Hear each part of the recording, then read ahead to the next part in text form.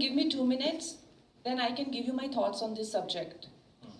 You know, तो हमारा जो भी हमारा system है, society है, उसमें of course we are a country of lot of diversity on languages and cultures, you know, and हर एक का एक जन्मसिद्ध अधिकार है कि वो अपने, चाहे मैं पहाड़ी हूँ, मैं अपने culture पे, अपनी language पे गर्व महसूस करूँ.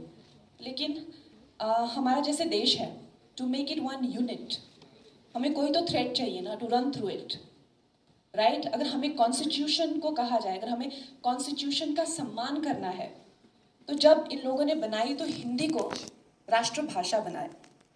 अब जब आप कहते हैं कि मुझे as Tamil is actually older than Hindi, लेकिन उससे भी ओल्डर है संस्कृत. अगर आप मुझसे मेरा बयान पूछना चाहते हैं तो I think the national language should be Sanskrit, क्योंकि कन्नड़ा से तमिल से लेके गुजराती से लेके हिंदी सब उसी के से आई हुई हैं.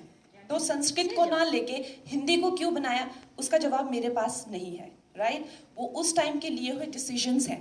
लेकिन जब खालिस्तान की मांग होती है, जो वो कहते हैं कि हम हिंदी को नहीं मानते हैं, तो जब युवाओं को भटकाया जाता है, it's not about that, they are denying the constitution.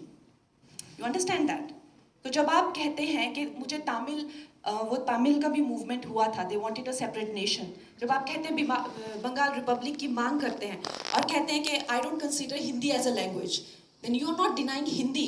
What you are denying is Delhi being the centre of the government. Understand. So इस चीज़ के बहुत ज़्यादा लेयर्स हैं. तो जब आप इस चीज़ पे बात करते हैं तो आपको इन सब लेयर्स का अंदाज़ा होना चाहिए.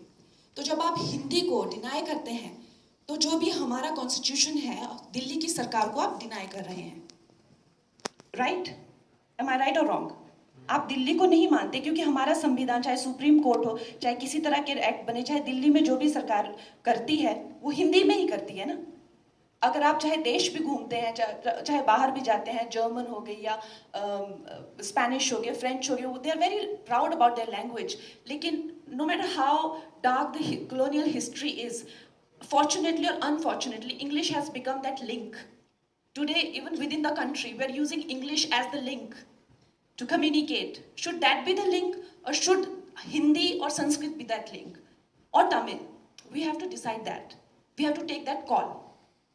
So, keeping all these in mind, a decisive call should be taken. As of now, Hindi संविधान में हिंदी राष्ट्रभाषा है. तो जो अजय देवगन